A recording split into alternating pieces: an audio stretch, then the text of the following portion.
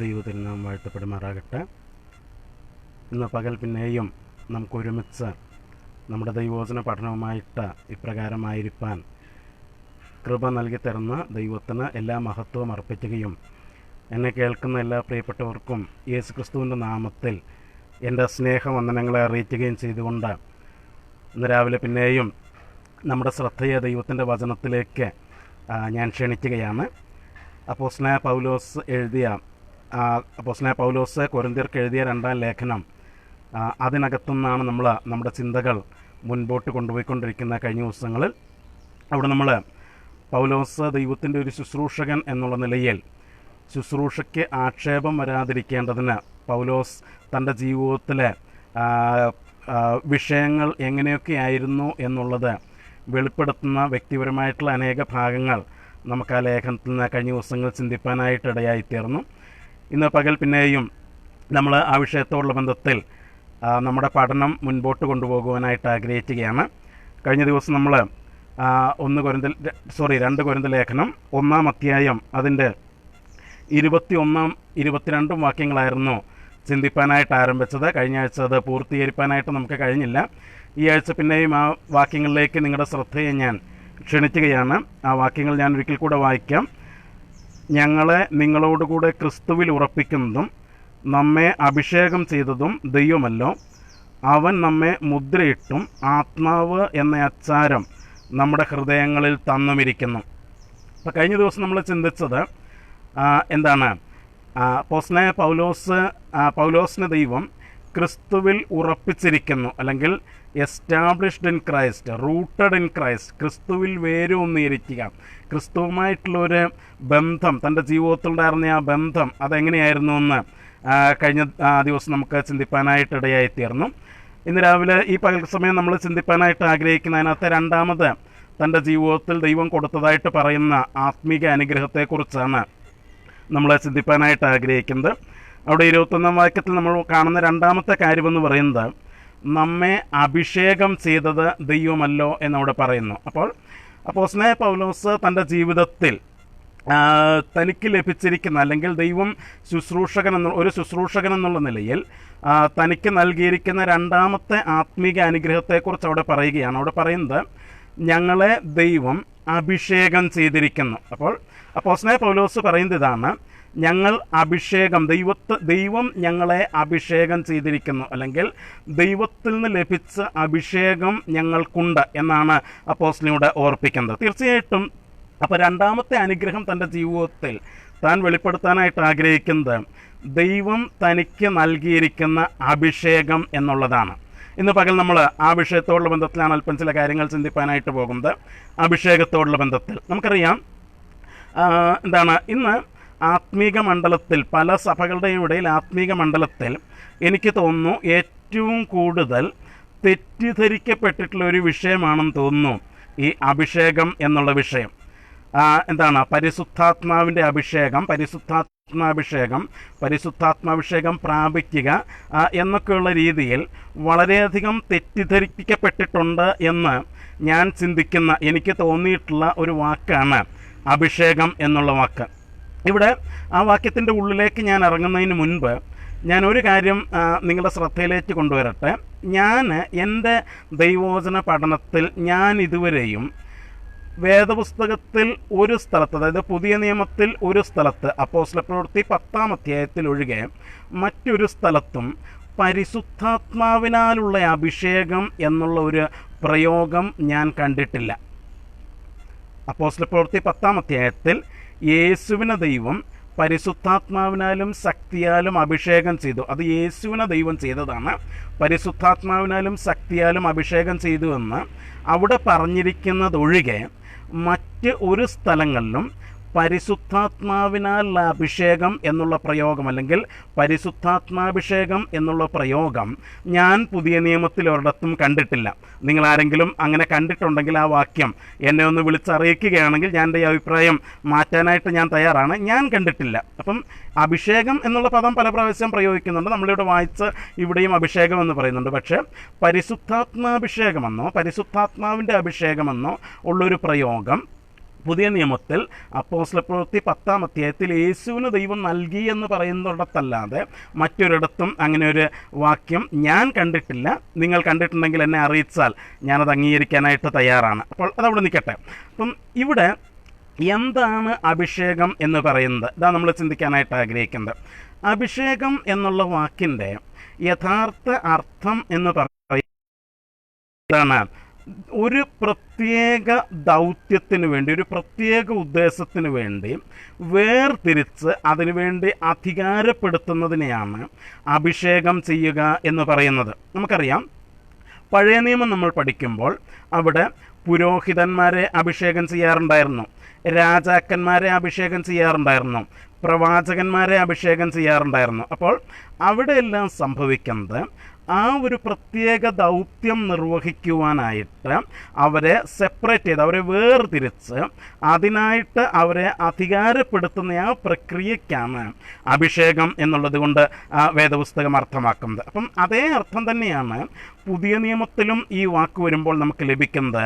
ഒരു പ്രത്യേക ദൗത്യത്തിന് വേണ്ടി, ഒരു പ്രത്യേക ഉദ്ദേശത്തിന് വേണ്ടി വേർതിരിച്ച് അതിനുവേണ്ടി അധികാരപ്പെടുത്തപ്പെടുന്ന അവസ്ഥയാണ് അഭിഷേകം എന്ന് പറയുന്നത്. അപ്പോസ്തലനായ പൗലോസ് ഇവിടെ പറയുന്നു, ഞങ്ങളെ ദൈവം അഭിഷേകം ചെയ്തിരിക്കുന്നു എന്ന് വെച്ചാൽ അതിൻ്റെ അർത്ഥം ഇത്രയേ ഉള്ളൂ. ഞങ്ങളെ ദൈവം ഒരു പ്രത്യേക ശുശ്രൂഷയ്ക്ക് വേണ്ടി, ഒരു പ്രത്യേക ദൗത്യത്തിന് വേണ്ടി ഞങ്ങളെ വേർതിരിച്ച് അതിനുവേണ്ടി ഞങ്ങളെ അധികാരപ്പെടുത്തിയിരിക്കുന്നു. ഞാനത് പറയുമ്പോൾ നമ്മൾ മനസ്സിലാക്കണം, പഴയ നിയമമൊക്കെ നമ്മൾ പഠിക്കുമ്പോൾ എന്താണ്, ഈവൻ വിശ്വാസികളല്ലാത്ത അല്ലെങ്കിൽ ദൈവത്തെ അറിയാത്ത ഇസ്രായേൽ മക്കളല്ലാത്തവരെ കുറിച്ച് പോലും ദൈവം അഭിഷേകം ചെയ്തിരിക്കുന്നതായിട്ട് നമ്മൾ വായിക്കുന്നുണ്ട്. ഉദാഹരണത്തിന് ഞാൻ യെശയ്യാ പ്രവചനം 45-ാം അധ്യായത്തിൻ്റെ 1-ാം വാക്യം നമ്മൾ വായിക്കുമ്പോൾ അവിടെ നമ്മളിങ്ങനെ വായിക്കുന്നു, യഹോവ തൻ്റെ അഭിഷക്തനായ കോരസിനോട് ഇപ്രകാരം അരുളി ചെയ്യുന്നു. അപ്പോൾ ഇവിടെ കോരസ് എന്ന് പറയുന്ന ഒരു ജാതീയ രാജാവിനെ എന്ന് വെച്ചാൽ മേദ്യപാസ്യ സാമ്രാജ്യത്തിലെ രാജാവായിരുന്ന കോരസ് എന്ന് പറയുന്ന വിജാതീയ രാജാവിനെ ദൈവം ഇവിടെ വിശേഷിപ്പിക്കുകയാണ് യഹോവ തൻ്റെ അഭിഷക്തനായ. അപ്പോൾ ദൈവം കോരസിനെ അഭിഷേകം ചെയ്തു. കോരസ് ദൈവത്താൽ അഭിഷക്തനാണ് എന്ന് യെശയ്യാ പ്രവചനത്തിലൂടെ ദൈവം പറയുക. എന്തിനാണ് ദൈവം കോരസിനെ അഭിഷേകം ചെയ്തതെന്ന് ചോദിച്ചാൽ, നിങ്ങൾ എസ്രായുടെ പുസ്തകം 1-ാം അധ്യായം നമ്മൾ വായിക്കുമ്പോൾ അവിടെ നമ്മൾ കാണുന്ന ഒരു കാര്യമുണ്ട്. യഹോവയായ ദൈവം കോരസിൻ്റെ മനസ്സ് ഉണർത്തി. എന്തിനു വേണ്ടി? അവൻ തൻ്റെ രാജ്യത്തെല്ലായിടവും ഒരു കൽപ്പന പുറപ്പെടുവിച്ചു.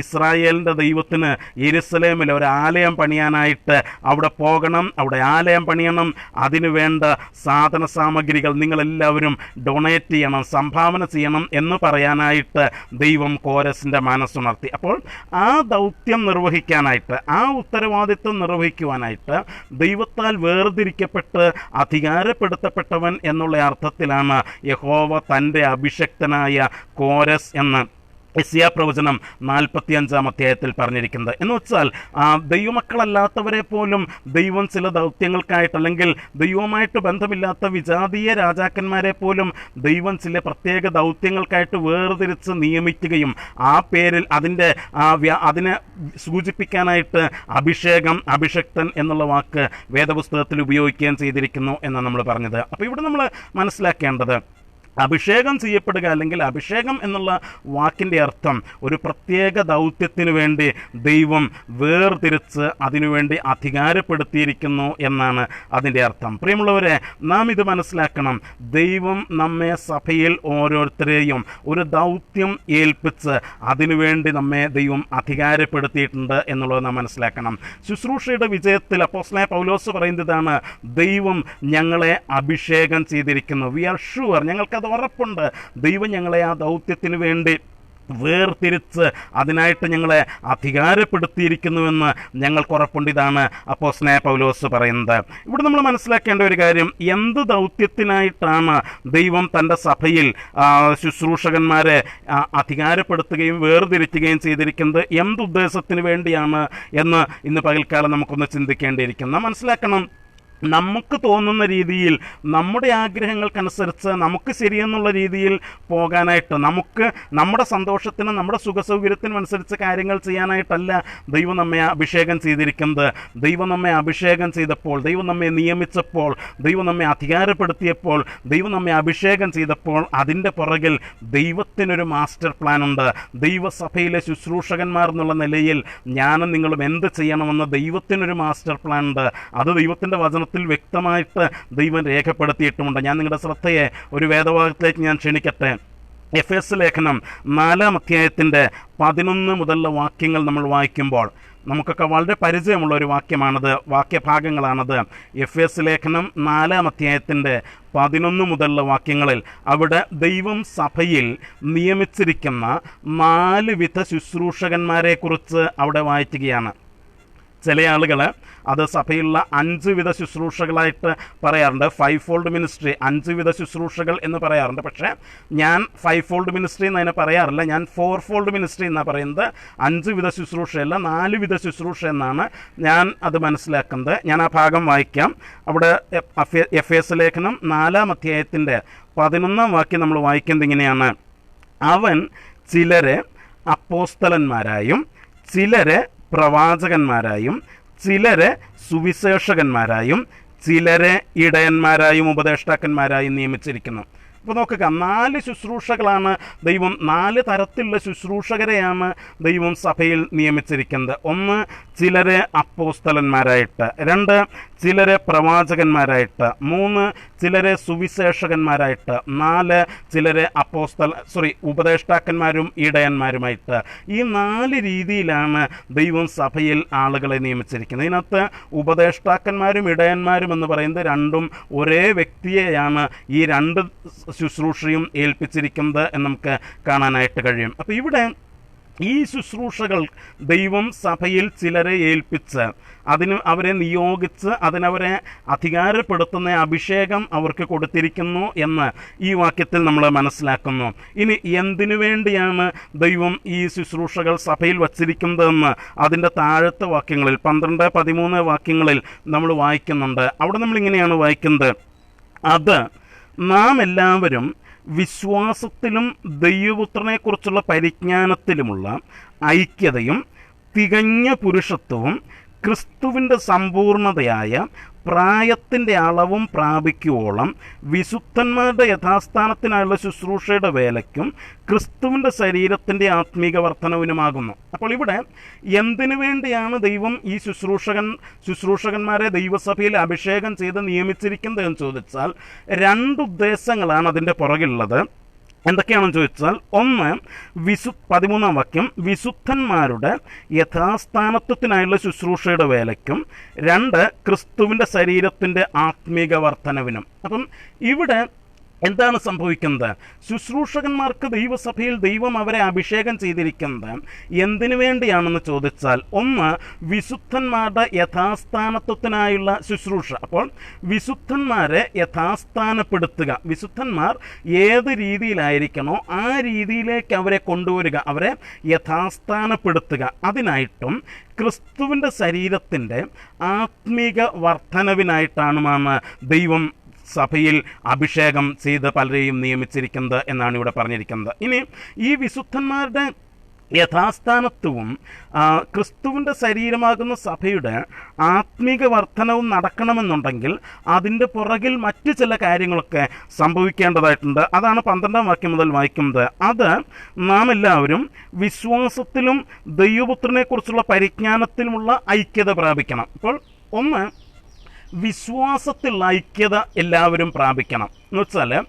ദൈവസഭയിലുള്ള ഇന്നലെ വന്ന ഏറ്റവും പുതിയ വിശ്വാസി മുതൽ ഏറ്റവും പഴയ അംഗം വരെ എല്ലാവരും വിശ്വാസത്തിൻ്റെ ഐക്യത പ്രാപിക്കണം. എല്ലാവരും ഒരേ കാര്യമായിരിക്കണം വിശ്വസിക്കുന്നത്. അങ്ങനെ സംഭവിക്കണമെന്നുണ്ടെങ്കിൽ വിശ്വാസം, നാം എന്ത് വിശ്വസിക്കുന്നുവെന്ന്, ദൈവവചനത്തിലെ ഉപദേശങ്ങൾ എന്തൊക്കെയാണെന്ന്, ഡോക്ട്രിൻസ് എന്തൊക്കെയാണെന്നുള്ളത് സഭയിൽ പഠിപ്പിച്ചെങ്കിലേ ഈ വിശ്വാസത്തിലുള്ള ഐക്യത ഉണ്ടാവുകയുള്ളൂ. അപ്പോൾ ദൈവം ഈ അഭിഷേക്തന്മാരെ നിയമിച്ചിരിക്കുന്നത് ഒന്നാമത് വചനത്തിൻ്റെ ദൈവസന്നിധിയിൽ പഠിപ്പിക്കാനായിട്ടാണ്, ഉപദേശം ദൈവസഭയിൽ പഠിപ്പിക്കാനായിട്ടാണ്. എന്നാൽ പലപ്പോഴും ഇന്ന് സംഭവിക്കുന്നത്, ഈ ഉപദേശം ദൈവസന്നിധിയിൽ പഠിപ്പിക്കുന്നത്, നാം എന്ത് വിശ്വസിക്കുന്നു എന്ന് സഭയിൽ പഠിപ്പിക്കുന്നത് പലപ്പോഴും തുലോം കുറവാണ്. ഒരു സഭയിലെ 10 പേരെ വിളിച്ച് നിങ്ങൾ എന്താണ് വിശ്വസിക്കുന്നത് എന്ന് ചോദിച്ചാൽ 10 പേരും 10 രീതിയിലായിരിക്കും പറയുന്നത്. കാരണം അവരെ നാം എന്താണ് വിശ്വസിക്കുന്നത് എന്ന് പലപ്പോഴും നാം പഠിപ്പിക്കുന്നില്ല എന്നുള്ളതാണ് കുഴപ്പം. അപ്പോൾ വിശ്വാസത്തിൽ ഐക്യത ഉണ്ടായിരിക്കണം. രണ്ടാമത്, ദൈവപുത്രനെക്കുറിച്ചുള്ള പരിജ്ഞാനത്തിലുള്ള ഐക്യത ഉണ്ടായിരിക്കണം. എന്ന് വെച്ചാൽ ദൈവപുത്രനെക്കുറിച്ചുള്ള അറിവിൽ എല്ലാവരും ഒരുപോലെ ആയിരിക്കണം. യേശു ആരാണ് എന്ന് ചോദിച്ചാൽ എല്ലാവരും ഒരേ ഉത്തരമായിരിക്കണം പറയേണ്ടത്. യേശുവിനെക്കുറിച്ച് ഉള്ള അറിവ് എല്ലാവർക്കും ഒന്നായിരിക്കണം. ഇന്ന് യേശു ആരാണ് എന്ന് സഭയിൽ ചോദിച്ചു കഴിഞ്ഞാൽ വിശ്വാസികൾ പലരും പലതാണ് പറയുക. ചിലർ പറയും യേശു ഏക സത്യദൈവമാണെന്ന് പറയും. ചിലർ പറയും യേശു അല്ലാതെ വേറെ ദൈവമില്ലെന്ന് പറയും. ചിലർ പറയും യേശു ദൈവപുത്രനാണെന്ന് പറയും. ചിലർ പറയും യേശു മനുഷ്യനാണെന്ന് പറയും. പല ഉത്തരങ്ങളാണ് കിട്ടുന്നത്. എന്നാൽ യേശു ആരാണ്? തീർച്ചയായിട്ടും വേദപുസ്തകം നമ്മെ പഠിപ്പിക്കുന്നത് പിതാവ്, പുത്രൻ, പരിശുദ്ധാത്മാവ് ഈ ത്രിയേക ദൈവത്തിൽ രണ്ടാമത്തെ വ്യക്തിത്വമായിട്ടുള്ള പുത്രനാണ് യേശു എന്നാണ് പഠിപ്പിക്കുന്നത്. അവൻ ദൈവമാണ്, അപ്പോൾ തന്നെ അവൻ മനുഷ്യനുമാണ്. യേശു മഹാദൈവമാണ്. ഇന്ന് പലപ്പോഴും ക്രൈസ്തവ വിശ്വാസത്തെ ആക്രമിക്കുവാനായിട്ടല്ലെങ്കിൽ യേശു ദൈവമാണ് എന്ന് വിശ്വസിക്കാത്ത അനേകർ ഇതിനകത്ത് നമ്മുടെ സഭകൾക്കകത്ത് വരെ എഴുന്നേറ്റുകൊണ്ടിരിക്കുന്ന സമയത്ത് നമ്മുടെ ഉത്തരവാദിത്വമാണ് യേശു ദൈവമാണ് എന്നുള്ള കാര്യം നാം അവരെ ശക്തമായിട്ട് പഠിപ്പിക്കണം. ഞാൻ ആ ഭാഗത്തേക്ക് പോകുന്നില്ല. പിന്നെ എപ്പോഴെങ്കിലും, അല്ലെങ്കിൽ നിങ്ങൾക്ക് ആർക്കെങ്കിലും ആ വിഷയത്തിൽ സംശയമുണ്ടെങ്കിൽ, യേശു ദൈവമാണ് എന്നുള്ള കാര്യത്തിൽ നിങ്ങൾക്ക് സംശയമുണ്ടെങ്കിൽ നിങ്ങൾക്ക് എൻ്റെ ഫോൺ നമ്പർ ഇവിടെ കിടക്കുന്നുണ്ട്. നിങ്ങൾക്ക് എന്നെ കോൺടാക്റ്റ് ചെയ്യാം. നമുക്ക് ആ കാര്യങ്ങൾ ചർച്ച ചെയ്യാം. ഇവിടെ എനിക്ക് എൻ്റെ സമയത്തിൻ്റെ പരിമിതി ഉള്ളത് കൊണ്ട് ഞാൻ ആ ഭാഗത്തേക്ക് കയറുന്നില്ല. നിങ്ങൾക്ക് തീർച്ചയായിട്ടും ആ കാര്യത്തിൽ എന്തെങ്കിലും അഭിപ്രായ വ്യത്യാസമുണ്ടെങ്കിൽ, യേശു പൂർണ്ണ ദൈവവും പൂർണ്ണ മനുഷ്യനുമാണ് എന്നുള്ള കാര്യത്തിൽ എന്തെങ്കിലും അഭിപ്രായ വ്യത്യാസമുണ്ടെങ്കിൽ, അല്ലെങ്കിൽ പിതാവിനോട് തുല്യനായിട്ടുള്ള സൃഷ്ടിക്കപ്പെടാത്ത സകലത്തിൻ്റെയും സൃഷ്ടാവായിട്ടുള്ള ദൈവമാണ് യേശു എന്നുള്ള കാര്യത്തിൽ നിങ്ങൾക്ക് എന്തെങ്കിലും സംശയങ്ങളുണ്ടെങ്കിൽ, നിങ്ങൾക്ക് അംഗീകരിക്കാൻ പറ്റുന്നില്ലെങ്കിൽ തീർച്ചയായിട്ടും നിങ്ങൾ എൻ്റെ ഫോൺ നമ്പറിൽ ബന്ധപ്പെടണം. നമുക്ക് ആ കാര്യങ്ങൾ ചർച്ച ചെയ്യാം. ഇവിടെ എൻ്റെ മുമ്പിൽ സമയമില്ലാത്തത് കൊണ്ട് ഞാൻ ആ ഭാഗം വിട്ട് മുൻപോട്ടേക്ക് പോവുകയാണ്. അപ്പോൾ ദൈവം നമ്മെ അഭിഷേകം ചെയ്തിരിക്കുന്നതിൻ്റെ ഒന്നാമത്തെ ആ ഉത്തരവാദിത്തങ്ങൾ നിർവഹിക്കപ്പെടാനായിട്ട് നടക്കേണ്ടത് വിശ്വാസത്തിൽ ഐക്യത പ്രാപിക്കണം. 2, ദൈവപുത്രനായ ക്രിസ്തുവിനെക്കുറിച്ചുള്ള പരിജ്ഞാനത്തിലുള്ള ഐക്യത പ്രാപിക്കണം. 3, തികഞ്ഞ പുരുഷത്വം പ്രാപിക്കണം. എന്ന് വെച്ചാൽ ധൈര്യവും തൻ്റെടവും പുരുഷത്വവും പ്രാപിക്കണം വിശ്വാസികൾ. 4, ക്രിസ്തുവിൻ്റെ സമ്പൂർണതയായ പ്രായത്തിൻ്റെ അളവ് പ്രാപിക്കണം. ആ ഒരു മെച്യൂരിറ്റി, പക്വത വിശ്വാസികൾക്കുണ്ടാകണം.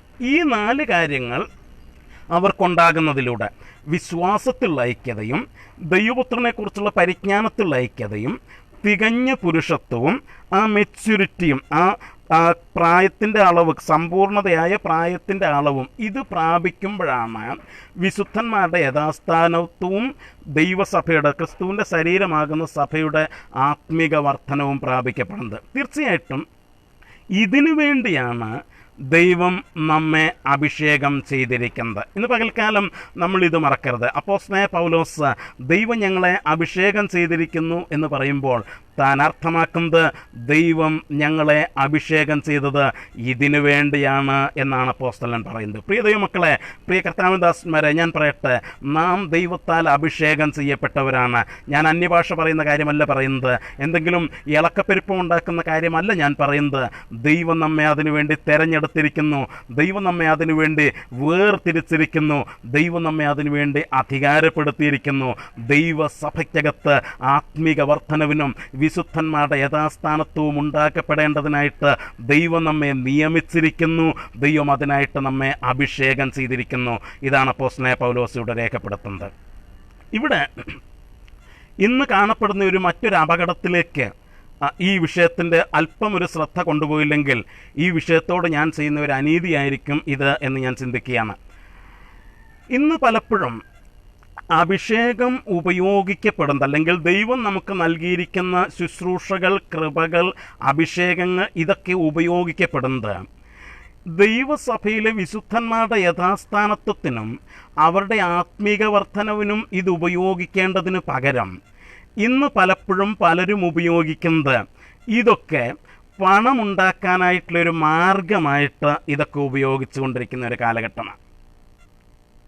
പ്രത്യേകിച്ച് ഈ കൊറോണ കാലഘട്ടത്തിലേക്ക് വന്നു കഴിഞ്ഞപ്പോൾ ഇത് പണം ഉണ്ടാക്കാനായിട്ട് എങ്ങനെ ഉപയോഗിക്കാം എന്നുള്ളതിൻ്റെ ഭയങ്കരമായിട്ടുള്ള പ്രകടനങ്ങൾ നമ്മുടെ മുമ്പിലേക്ക് വന്നുകൊണ്ടിരിക്കുക. നമുക്കറിയാം എന്താണ്, ഇതുവരെ സ്പോൺസേഡ് പ്രോഗ്രാമുകൾ മാത്രം ചെയ്തുകൊണ്ടിരുന്ന ചില TV ചാനലുകളൊക്കെ ഇപ്പോൾ വീട്ടിലെ സഭായോഗവും അതുപോലത്തെ പരിപാടികളുമൊക്കെ നടത്താനായിട്ട് തുടങ്ങി. എന്തിനാണ് നടത്തുന്നതെന്ന് ചോദിച്ചാൽ വിശുദ്ധന്മാരുടെ യഥാസ്ഥാനത്തുമൊക്കെ ആയിരിക്കും അവർ പറയുന്ന ഉദ്ദേശമെന്ന് പറയുന്നത്. പക്ഷേ അതിനകത്ത് പ്രസംഗിക്കുന്നവരുടെ ചിലരുടെയൊക്കെ വാക്കുകൾ ശ്രദ്ധിച്ചു കഴിഞ്ഞാൽ നമുക്ക് മനസ്സിലാകും അതിനേക്കാൾ കൂടുതൽ അവർ പ്രാധാന്യം കൊടുക്കുന്നത് ആ ചാനലിന് കുറച്ച് സ്പോൺസർമാരെ ഉണ്ടാക്കുക എന്നുള്ളതാണ് അല്ലേ. സ്തോത്രാഴ്ചയൊക്കെ എടുക്കാനായിട്ടൊക്കെ നിൽക്കുന്ന സമയത്ത് പറഞ്ഞു വരുമ്പോൾ നമുക്ക് കേൾക്കാൻ പറ്റുന്നത് ഈ ചാനലിന് കുറേ സ്പോൺസേഴ്സിനെ ഉണ്ടാക്കിയെടുക്കുക എന്നുള്ളതാണ് അവരുടെ ലക്ഷ്യം. അപ്പം ഇതിനു വേണ്ടി എന്ത് ചെയ്യുന്നു, കുറേ പരിപാടികൾ ഇങ്ങനെ അവതരിപ്പിക്കുകയാണ്. അപ്പം ഇതുപോലെ എന്താണ്, സാമ്പത്തിക ലാഭത്തിന് വേണ്ടി ശുശ്രൂഷയെ ഉപയോഗിക്കുന്ന വ്യക്തികളുടെ എണ്ണം ഇന്ന് കൂടിക്കൂടി വന്നുകൊണ്ടിരിക്കുന്ന ഒരു കാലഘട്ടത്തിലാണ് നമ്മൾ ജീവിക്കുന്നത്. പ്രിയമുള്ളവരെ, ഇവിടെ നമ്മൾ മനസ്സിലാക്കേണ്ട ഒരു കാര്യം, തീർച്ചയായിട്ടും ദൈവം നമ്മെ ശുശ്രൂഷ ഏൽപ്പിച്ചിരിക്കുന്നത് സാമ്പത്തിക ലാഭം ഉണ്ടാക്കാനായിട്ടല്ല എന്നുള്ള കാര്യം നമ്മൾ വ്യക്തമായിട്ട് മനസ്സിലാക്കണം. ദൈവം സഭയിൽ ചിലരെ അപ്പോസ്തലന്മാരായും ചിലരെ സുവിശേഷകന്മാരായും പ്രവാചകന്മാരായും ഇടയന്മാരായും ഉപദേഷ്ടാക്കന്മാരായും ഒക്കെ നിയമിച്ചത് അവരുടെ വയറ്റിലോട്ട് വല്ലതും പൊക്കോട്ടെ എന്ന് വിചാരിച്ചിട്ടല്ല, അവർക്ക് സാമ്പത്തികമായിട്ട് നേട്ടം ഉണ്ടായിക്കോട്ടെ എന്ന് വിചാരിച്ചിട്ടല്ല ദൈവം നിയമിച്ചത്. ദൈവം നിയമിച്ചതിൻ്റെ പുറകിലെ ഉദ്ദേശം എന്താണെന്ന് ചോദിച്ചാൽ ഇതൊക്കെ ദൈവസഭയുടെ ആത്മീക വർധനവിന് വേണ്ടിയാണ് ദൈവം നിയമിച്ചിരിക്കുന്നത് എന്നുള്ള കാര്യം നമ്മൾ മറക്കരുത്. ഈ കഴിഞ്ഞ ദിവസങ്ങളിൽ ഫേസ്ബുക്കിൽ 2 കർത്താവിൻ്റെ ദാസന്മാർ തമ്മിലൊരു ഫോൺ സംഭാഷണം, അതാരാ റെക്കോർഡ് ചെയ്ത് ആരാ എടുത്തിട്ടെന്ന് എനിക്കറിയില്ല. എന്താണെങ്കിലും 2 കർത്താവിൻ്റെ ദാസന്മാർ തമ്മിലുള്ള ഫോൺ സംഭാഷണത്തിൻ്റെ റെക്കോർഡ് ചെയ്തിട്ട് അത് ഫേസ്ബുക്കിൽ പോസ്റ്റ് ചെയ്തിരിക്കുന്ന ഒരു പോസ്റ്റ് ഞാൻ കണ്ടു. അത് കഴിഞ്ഞിട്ട് വാട്സാപ്പിൽ എൻ്റെ ചില സ്നേഹിതന്മാർ എനിക്കത് അയച്ചു തരികയും ചെയ്തു. ഇത് കേട്ടോ എന്നും ചോദിച്ച്. അപ്പോൾ ഞാനത് കേട്ടു കഴിഞ്ഞപ്പോൾ ആ സംഭാഷണം ഇനി കൃത്രിമമാണോ എന്ന് എനിക്കറിയില്ല, നോട്ട് ഷുവർ, എനിക്ക് ഉറപ്പില്ല. പക്ഷേ ഞാൻ കേട്ട് കഴിഞ്ഞപ്പം 2 കർത്താവിൻ്റെ ദാസന്മാർ തമ്മിൽ സംസാരിക്കുകയാണ്. അവിടെ സംസാര വിഷയം എന്ന് പറഞ്ഞാൽ എന്താണെന്ന് വെച്ച് കഴിഞ്ഞാൽ, ഒരാൾ 100-ലധികം സൂം മീറ്റിങ്ങുകളിൽ പ്രസംഗിച്ചു, രണ്ടാമത്തെ ആളും 100 അല്ലെങ്കിലും അതിൻ്റെ തൊട്ട് താഴെ നിൽക്കുന്ന എത്രയോ സൂം മീറ്റിങ്ങുകൾ രണ്ടുപേരും പ്രസംഗിച്ചു. എന്നിട്ട് ഇതിനെക്കുറിച്ച് പറയുകയാണ്, ഈ സൂം മീറ്റിങ്ങുകളിൽ പ്രസംഗിക്കാനായിട്ട് ഇവർ വിളിക്കുന്നു എന്നല്ലാതെ നമ്മുടെ വയറ്റിലോട്ടൊന്നും പോകുന്നില്ല. എന്ന് വെച്ച് കഴിഞ്ഞാൽ ഇവരാരും നമ്മുടെ അക്കൗണ്ട് നമ്പർ മേടിച്ച് പൈസ ഒന്നും ഇട്ട് തരുന്നില്ല എന്നാണ് ഇവരുടെ കംപ്ലൈൻറ്റ്. അപ്പോൾ ഇവർ സൂം മീറ്റിങ്ങിൽ പ്രസംഗിക്കുന്ന എന്തിനാണെന്ന് ചോദിച്ചാൽ വയറ്റിലേക്ക് വല്ലതും പോകാൻ വേണ്ടിയിട്ടാണ്. വാസ്തവത്തിൽ ഈ നാട്ടുകാരൊക്കെ നമ്മളെക്കുറിച്ച് പറയുന്നൊരു പ്രയോഗമുണ്ട്, നമ്മൾ വയറ്റിപ്പഴപ്പിനായത് ചെയ്യുന്നതെന്ന്. ഒരു കണക്കിനത് ശരിയല്ലേ. ഇതൊക്കെ കേൾക്കുമ്പോൾ നമുക്കും തോന്നുന്നില്ല വയറ്റിപ്പഴപ്പിന് വേണ്ടിയാണോ ചെയ്യുന്നതെന്ന്. കാരണം അവർ പറയുക, പല 100-ലധികം സൂം മീറ്റിംഗ് ഞങ്ങൾ പ്രസംഗിച്ചിട്ടും ഞങ്ങളുടെ വയറ്റിലേക്കൊന്നും പോകുന്നില്ലെന്ന് വെച്ച് കഴിഞ്ഞാൽ ഇവരാരും പൈസ കൊടുക്കുന്നില്ലെന്ന്. അപ്പോൾ ഈ കക്ഷികൾ എന്തിനാണ് സൂം മീറ്റിംഗ് പ്രസംഗിക്കുന്നത്? പൈസ കിട്ടാൻ വേണ്ടിയോ? എൻ്റെ പൊന്നു പ്രിയപ്പെട്ടവരെ, ഞാനൊരു കാര്യം പറയട്ടെ, നിങ്ങൾ ആ പരിപാടി അവസാനിപ്പിക്കുക.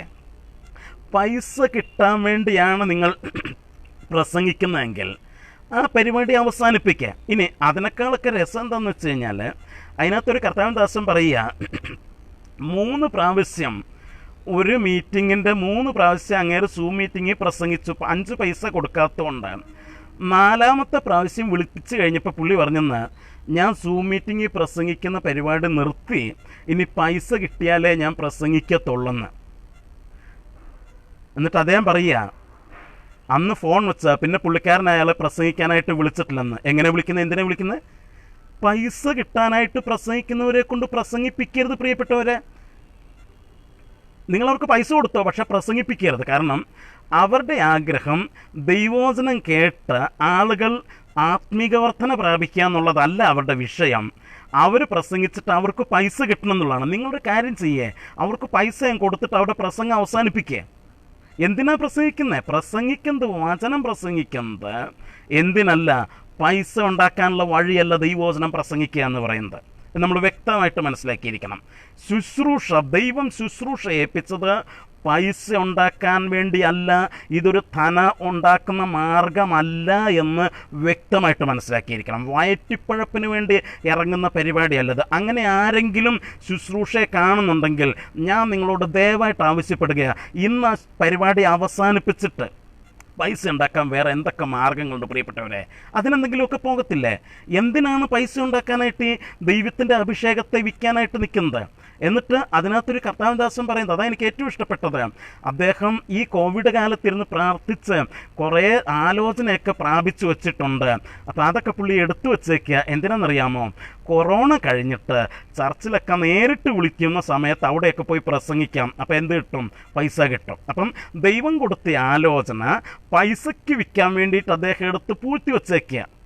അദ്ദേഹത്തിൻ്റെ പേര് നമ്മുടെ നാടൻ ഭാഷയിൽ എന്താ? പൂഴ്ത്തിവെപ്പുകാരനോ കരിഞ്ചന്തക്കാരനോ എന്താണെന്ന് വിളിക്കേണ്ടത് എനിക്കറിയില്ല, നിങ്ങൾ തന്നെ തീരുമാനിച്ചാൽ മതി. എന്താ? ദൈവം ചില ആലോചനകൾ കൊടുത്തിട്ട് അത് പൈസ കിട്ടാൻ വേണ്ടിയിട്ട് അത് പറയാതെ എടുത്ത് പൂഴ്ത്തി വെക്കുന്നവരെ ഞാൻ എന്താ വിളിക്കേണ്ടത്? പൂഴ്ത്തിവെപ്പുകാരനോ കരിഞ്ചന്തക്കാരനോ എന്താ പറയണ്ടേ?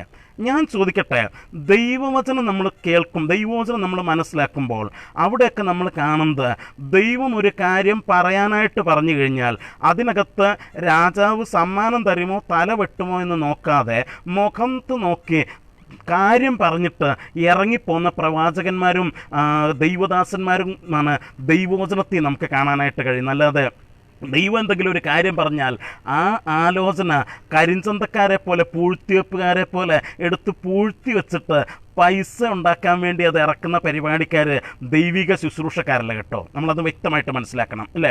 ഈ നമുക്കറിയാം കരിഞ്ചന്ത പൂഴ്ത്തിവെപ്പ് എന്നൊക്കെ പറഞ്ഞാൽ എന്താണെന്നറിയാം, സാധനത്തിന് വിലയില്ലാത്ത സമയത്ത് സാധനം വിൽക്കാതെ എടുത്ത് മാറ്റി വയ്ക്കും, എന്നിട്ട് വില കൂടുന്ന സമയത്ത് ഇതെല്ലാം കൂടെ ഇറക്കിക്കൊണ്ടുവരും. ഇതാ പുള്ളിക്കാരൻ ചെയ്യുന്നത്. കോവിഡ് കാലത്ത് പ്രസംഗിച്ച പൈസ കിട്ടത്തില്ല, അതുകൊണ്ട് ഇപ്പം കർത്താവ് തന്നിരിക്കുന്ന ആലോചനയൊക്കെ ഞാനെടുത്ത് പൂഴ്ത്തി വയ്ക്കുകയാണ്, എടുത്ത് മാറ്റി വയ്ക്കാനേ പൈസ കിട്ടുന്ന സമയം വരുമ്പോൾ ഞാനിതൊക്കെ എടുത്തുകൊണ്ട് ഇറങ്ങി വരാമെന്ന് പറഞ്ഞു കഴിഞ്ഞാൽ എൻ്റെ പൊന്നു പ്രിയപ്പെട്ടവരെ, നിങ്ങൾക്ക് അല്പമെങ്കിലും ദൈവത്തെ ഭയമുണ്ടെങ്കിൽ അങ്ങനത്തെ പൂഴ്ത്തിവെപ്പുകാരെയും കരിഞ്ചന്തക്കാരെയും ദൈവസഭകൾക്കകത്ത് കയറ്റരുത്. ദൈവസഭയ്ക്കകത്ത് ദൈവവചനം പ്രസംഗിക്കേണ്ടത് പൂഴ്ത്തിവെപ്പുകാരും കരിഞ്ചന്തക്കാരുമല്ല, വയറ്റിപ്പഴപ്പിന് വേണ്ടി ശുശ്രൂഷ ചെയ്യുന്നവരല്ല ദൈവസഭയ്ക്കകത്ത് ശുശ്രൂഷ ചെയ്യേണ്ടത്. പിന്നെയോ ആത്മാക്കൾ, ക്രിസ്തുവിൻ്റെ സഭയുടെ ആത്മീക വർധനവിന് വേണ്ടി ശുശ്രൂഷിക്കുന്ന ദൈവദാസന്മാർ ആ ശുശ്രൂഷ ചെയ്യേണ്ടത്. അവരെയാണ് ദൈവം അഭിഷേകം ചെയ്തിരിക്കുന്നത്. നമ്മൾ വ്യക്തമായിട്ട് മനസ്സിലാക്കണം. ഇവിടെ നാം മനസ്സിലാക്കേണ്ട പ്രധാനപ്പെട്ട കാര്യമെന്ന് പറയുന്നത്, ദൈവം നമ്മെ അഭിഷേകം ചെയ്തിരിക്കുന്നത് പൈസ ഉണ്ടാക്കാനായിട്ടല്ല. ശുശ്രൂഷ ഒരിക്കലും പണസമ്പാദനത്തിനായിട്ടുള്ള ഒരു മാർഗമായിട്ട് നാം ഉപയോഗിക്കരുത് എന്ന് വളരെ വ്യക്തമായിട്ട് നമ്മൾ മനസ്സിലാക്കണം. ഞാൻ നിങ്ങളുടെ ശ്രദ്ധയെ ചില ഭാഗങ്ങളിലേക്ക് ഞാൻ കൊണ്ടുപോകാനായിട്ട് ആഗ്രഹിക്കുകയാണ്. ഈ വിഷയത്തോടുള്ള ബന്ധത്തിൽ ദൈവത്തിൻ്റെ വചനം എന്തു പറയുന്നു എന്ന് നമുക്കൊന്ന് നോക്കണമല്ലോ. ഇവിടെ നമ്മൾ മനസ്സിലാക്കേണ്ട ചില കാര്യങ്ങൾ ഉണ്ട്. എന്താണ്? ഇവിടെ 1 തിമോഥെയോസിൻ്റെ ലേഖനം അതിൻ്റെ 6-ാം അധ്യായത്തിലേക്ക് ഞാൻ നിങ്ങളുടെ ശ്രദ്ധയെ തിരിക്കുകയാണ്. 1 തിമോഥെയോസിൻ്റെ ലേഖനം 6-ാം അധ്യായത്തിൻ്റെ 5-ാം വാക്യത്തിൻ്റെ അവസാന ഭാഗത്ത് നമ്മൾ വായിക്കുന്നൊരു ഭാഗമുണ്ട്. അവർ ദൈവഭക്തി ആദായ സൂത്രം എന്ന് വിചാരിക്കുന്നു. അപ്പോൾ ഇവിടെ ഒരു കൂട്ടം ആളുകളെക്കുറിച്ച് പറഞ്ഞിരിക്കുകയാണ്. അവർ ദൈവഭക്തി ആദായ സൂത്രം എന്ന് വിചാരിക്കുന്നു. എന്ന് വെച്ചാൽ ദൈവഭക്തിയും ദൈവിക ശുശ്രൂഷയും ആദായമുണ്ടാക്കാനായിട്ട്, പണമുണ്ടാക്കാനായിട്ടുള്ള ഒരു മാർഗമാണെന്ന് ചിന്തിക്കുന്ന ചിലരെക്കുറിച്ച് ഇവിടെ രേഖപ്പെടുത്തിയിരിക്കുക. അവർ ആരാണ് എന്ന് ചോദിച്ചാൽ അതിൻ്റെ 3-ാം വാക്യം മുതൽ വായിക്കുമ്പോൾ നമുക്ക് കാണാനായിട്ട് കഴിയും, നമ്മുടെ കർത്താവായ യേശുക്രിസ്തുവിൻ്റെ ഭക്തിവചനവും ഭക്തിക്കൊത്ത ഉപദേശവും അനുസരിക്കാതെ അന്യഥ ഉപദേശിക്കുന്നവൻ, അവൻ ഒന്നും തിരിച്ചറിയാതെ തർക്കത്തിൻ്റെയും വാഗ്വാദത്തിൻ്റെയും ഭ്രാന്ത് പിടിച്ച് ചീർത്തിരിക്കുന്നു. അവയാൽ അസൂയ, ശണ്ട, ദൂഷണം, ദുസ്സംശയം, ദുർബുദ്ധികളും സത്യത്യാഗികളുമായ മനുഷ്യരുടെ വ്യർത്ഥവാദം എന്നിവ ഉളവാകുന്നു. അവർ ദൈവഭക്തി ആദായ സൂത്രമെന്ന് വിചാരിക്കുന്നു. അപ്പോൾ ദൈവഭക്തി, ദൈവിക ശുശ്രൂഷ ആദായ സൂത്രമാണെന്ന് വിചാരിക്കുന്നവർ ആരാണെന്ന് 3-ാം വാക്യത്തിൽ പറഞ്ഞു. കർത്താവായ യേശുക്രിസ്തുവിൻ്റെ പഥ്യവചനവും ഭക്തിക്കൊത്ത ഉപദേശവും അനുസരിക്കാതെ അന്യഥ ഉപദേശിക്കുന്നവർ എന്ന് വെച്ചാൽ ദുരുപദേശക്കാരാണ് ദൈവഭക്തിയും ദൈവ ശുശ്രൂഷയും ആദായ സൂത്രമായിട്ട് ഉപയോഗിക്കുന്നത്. ഒരു വ്യക്തി ദുരുപദേഷ്ടാവാണോ അല്ലയോ എന്ന് തിരിച്ചറിയാനുള്ള ഒരു പരിശോധന എന്ന് പറയുന്നത് അവൻ ശുശ്രൂഷിക്കുന്നത് പണമുണ്ടാക്കാനായിട്ടാണോ എന്ന് ചിന്തിച്ചാൽ മതി. പ്രിയമുള്ളവരെ, ഇത് അവരുടെ മാത്രം പ്രശ്നമല്ല. എനിക്കറിയാം, ഞാൻ ഒരു സംഭവം ഞാനിങ്ങനെ കേട്ടിട്ടുണ്ട്. ആ സംഭവം എന്ന് പറഞ്ഞാൽ ആ വ്യക്തി തന്നെ നേരിട്ട് എന്നോട് പറഞ്ഞിട്ടുള്ള സംഭവമാണ്. അതിനകത്ത് എത്ര യാഥാർത്ഥ്യം ഉണ്ടെന്ന് അവരും ദൈവമായിട്ട് തീർക്കട്ടെ. ഞാൻ കേട്ട സംഭവം ഇതാണ്. ഒരു കുടുംബം, ആ കുടുംബത്തിൽ പിതാവ് വർഷങ്ങളായിട്ട് തളർന്ന് കട്ടിലിൽ കിടക്കുകയാണ്. ആ വൈഫ്, ആ സഹോദരൻ്റെ ഭാര്യ ആ വീടിനോട് ചേർന്ന്, ഞാൻ അവിടെ വീട്ടിൽ പല പ്രാവശ്യം പോവുകയും താമസിക്കുകയും ചെയ്തിട്ടുണ്ട്. ആ സഹോദരി ഒരു ചായക്കട, വീടിനോട് ചേർന്നൊരു കുഞ്ഞൊരു ചായക്കട നടത്തിയിട്ടാണ് ആ വീട്ടിലെ കാര്യങ്ങളൊക്കെ നടക്കുന്നത്. അവർക്കൊരു മോനുണ്ട്. അപ്പം അവിടെ ഈ വലിയൊരു രോഗശാന്തി സ്പെഷ്യലിസ്റ്റ് ആയിട്ടുള്ള ഒരു കർത്താവിൻ്റെ ദാസനെ കുറിച്ച് അവർ കേട്ടിട്ട് അവരുടെ വീട്ടിലൊരു പ്രാർത്ഥന വെച്ചു. ഈ അച്ചായൻ എങ്ങനെയാലും സൗഖ്യമാകുന്നെങ്കിൽ ആവട്ടെ എന്ന് വിചാരിച്ച് ഒരു പ്രാർത്ഥന വെച്ചു. അങ്ങനെ ഇദ്ദേഹം, ഈ സ്പെഷ്യലിസ്റ്റ് ആയിട്ടുള്ള കർത്താവിൻ്റെ ദാസൻ അവിടെ വന്നു. പ്രാർത്ഥനയൊക്കെ കഴിഞ്ഞ് പോകാൻ നേരത്ത് ഇവരൊരു പാവപ്പെട്ടവരാ. ഞാനും പല പ്രാവശ്യം അവിടെ പോയിട്ടുണ്ട്. ഇവർ പാവങ്ങളാണ്. ഇവർ ഉണ്ടായിരുന്ന കാശെടുത്ത് ആ കർത്താവിൻ്റെ ദാസന് കൊടുത്തു. അപ്പോൾ അദ്ദേഹം ആ കാശ് അവിടെ വെച്ച് തന്നെ എണ്ണി നോക്കിയിട്ടാണ് അദ്ദേഹം പറഞ്ഞെന്ന്, എൻ്റെ റേറ്റ് ഇതല്ല, ഇത്രയും കിട്ടിയാൽ പോരാ, ഇത്രയെങ്കിലും കിട്ടണം, അത്രയും കിട്ടണം എന്ന് പറഞ്ഞ് അദ്ദേഹം വാശി പിടിച്ച് പോകാതെ അവിടെ നിൽക്കുകയാണ്. അവസാനം ഈ പാവങ്ങൾ, അവരുടെ കയ്യിൽ പൈസ ഇല്ലാഞ്ഞിട്ട് അയൽവക്കത്ത് എവിടെയോ പോയിട്ട് കടം വാങ്ങിക്കൊണ്ട് വന്ന് ഈ കർത്താവിൻ്റെ ദാസൻ പറഞ്ഞ് അത്രയും പൈസ കൊടുത്ത് അദ്ദേഹത്തെ അവിടുന്ന് പറഞ്ഞയച്ചു. അച്ചായന് സുഖമായോ? ഒട്ടില്ല താനും. ഒന്ന് ഓർത്ത് നോക്കിക്കേ, ഇതൊക്കെ ശുശ്രൂഷയിൽ നടക്കുന്ന കാര്യങ്ങളാണ് ഇതൊക്കെ. അതുകൊണ്ടാണ് പലരും നമ്മളെക്കുറിച്ച് വയറ്റിപ്പഴപ്പിനെ നമ്മൾ നടക്കുന്നതെന്ന് പറയുന്നത്. എന്തിനാണ് ഇത് പറയിപ്പിക്കുന്നത്? ഞാൻ പറഞ്ഞത്, ഇത് വയറ്റിപ്പഴപ്പിൻ്റെ മാർഗ്ഗമല്ല പ്രിയപ്പെട്ടവരെ. വയറ്റിപ്പഴപ്പിന് വയറ്റിലോട്ട് വല്ലതും പോകാനായിട്ട് നമ്മൾ വേറെ എന്തെങ്കിലും പണിയെടുക്കുക. ഈ പലപ്പോഴും നമ്മുടെയൊക്കെ വിചാരം എന്താണെന്ന് വെച്ച് കഴിഞ്ഞാൽ, കർത്താവിൻ്റെ വേല ചെയ്യുന്നവർ വേറെ പണിയൊന്നും എടുക്കാൻ പാടില്ലെന്നൊക്കെയാണ് നമ്മുടെയൊക്കെ വിചാരം. ഞാനതിലേക്ക് വരാം, കുറച്ചുകൂടെ കഴിയട്ടെ, ഞാൻ ആ വിഷയത്തിലേക്ക് വരാം. അതിനു മുമ്പ് ഇവിടെ നമ്മൾ പറഞ്ഞത്, ഈ ദുരുപദേഷ്ടാക്കന്മാരാണ് എന്ത് ചെയ്യുന്നത്? ദൈവഭക്തിയും ദൈവ ശുശ്രൂഷയും ആദായ സൂത്രമായിട്ട് കരുതുന്നത്. ഞാൻ പറയാം, ഇവിടെ റേറ്റ് പറഞ്ഞ്, പ്രസംഗത്തിന് റേറ്റ് പറഞ്ഞ്, ശുശ്രൂഷയ്ക്ക് റേറ്റ് പറഞ്ഞ് ആരെങ്കിലും ശുശ്രൂഷിക്കുന്നുണ്ടെങ്കിൽ ഞാൻ പറയാം, അവരെ നിങ്ങൾ സഭയ്ക്കകത്ത് പ്രസംഗിപ്പിക്കരുത്.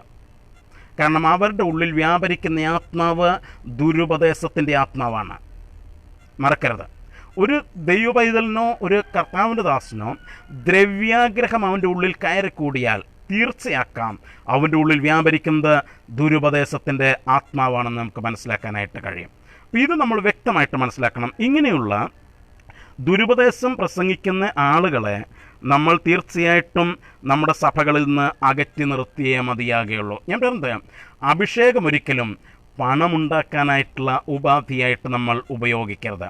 അപ്പോസ്തല പ്രവൃത്തികളിലേക്ക് നമ്മൾ വരുമ്പോൾ അവിടെ നമുക്കൊക്കെ വളരെ പരിചയമുള്ള ഒരു സംഭവം അവിടെ നടക്കുന്നതായിട്ട് നമ്മൾ വായിക്കുന്നുണ്ട്.